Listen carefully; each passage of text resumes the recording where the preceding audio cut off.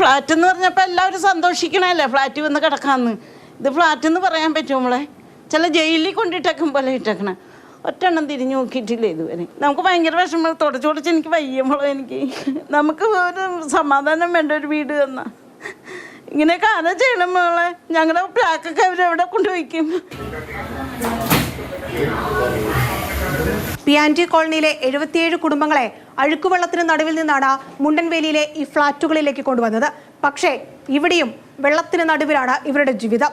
വീടിനകത്തേക്ക് പെയ്തിറങ്ങിയ മഴവെള്ളം ഇങ്ങനെ ബക്കറ്റിലേക്ക് കോരി നിറയ്ക്കുകയാണ് ഇവിടെയുള്ള 77 കുടുംബങ്ങളും. ഇതാണോ സംസ്ഥാന സർക്കാർ കൊട്ടിഘോഷിച്ച് നടപ്പിലാക്കിയ പിയാൻറ്റി കോളനിയുടെ പുനരധിവാസം? മുണ്ടൻവേലിയിലെ ഫ്ളാറ്റുകളിലെ ഭൂരിഭാഗം ചുമരുകളും ചോർന്നൊലിച്ചു.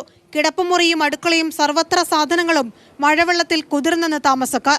പിയാൻറ്റി കോളനിയിലെ ദുരിതം മാറി ഒരു വീട് സ്വന്തമായി കിട്ടിയതിന്റെ സന്തോഷത്തിൽ ജഗദമ്മ ചിരിക്കുന്ന ചിത്രം അന്ന് പത്രത്തിൽ അച്ചടിച്ചു വന്നതാണ്. അന്ന് ഭയങ്കര സന്തോഷമായിരുന്നു അല്ലേ? ഭയങ്കര സന്തോഷമായിരുന്നു. ഇപ്പൊ ഉണ്ടോ? ഇപ്പൊ ഇല്ല, ഇപ്പൊ അകത്ത് കിടക്കാൻ രക്ഷയില്ല. ഈ മഴക്കാലത്തെങ്കിലും സമാധാനത്തോടെ ഉറങ്ങാമെന്ന് കരുതിയ പിയാൻറ്റി കോളനിയിലെ ജനങ്ങൾക്ക് ഉറക്കമളച്ച് വെള്ളം കോരിക്കളയേണ്ട ഗതികേടാണ്. കുത്തി ഒലിച്ചാണ് വരുന്നത്.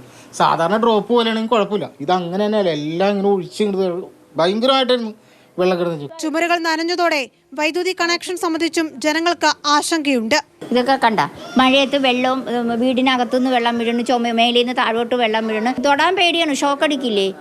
നമ്മളിനി മനുഷ്യരല്ലേ. അവിടെയാണെങ്കിൽ സീറ്റൊക്കെ കാറ്റ് മഴയൊക്കെ വരുമ്പോൾ പറന്നു പോകുന്നുള്ള പേടിയുണ്ടായുള്ളൂ. ഇവിടെ ഈ ഭിത്തി നനയാൻ പാടില്ലെന്നൊക്കെ അവർ ഫോമിൽ എഴുതിയാക്കണ കാരണം കിടന്ന് ഉറങ്ങാൻ വരാൻ പേടിയാ. GCDAയോടും കോർപ്പറേഷനോടും പരാതി പറഞ്ഞെങ്കിലും വന്നു കണ്ടതല്ലാതെ ചോർച്ച പരിഹരിക്കാൻ ഇതുവരെയും യാതൊരു നീക്കവും ഉണ്ടായില്ല.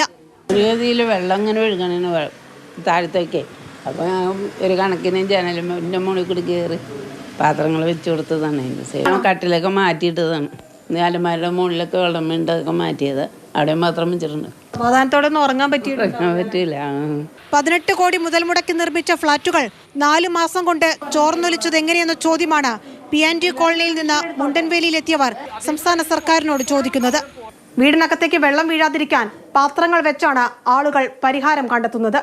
ഈ ദുരിതത്തിന് GCDAയും വീടുകൾ നിർമ്മിച്ചു നൽകിയ തൃശൂർ ജില്ലാ കോൺട്രാക്ട് കോപ്പറേറ്റീവ് സൊസൈറ്റിയും മറുപടി നൽകണം.